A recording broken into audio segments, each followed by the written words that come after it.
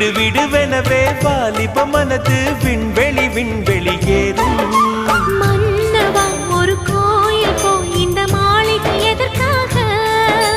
தேவியே என் ஜீவனே இந்த ஆலயம் உனக்காக. வானில் ஒரு புயல் மழை வந்தால் அழகே என்னை எங்கனம் காப்பாய். கண்ணே உன்னை என் கண்ணில் வைத்து இமைகள் எனும் கதவுகள் அடைப்பேன். நான் சத்தியம் செய்யவா?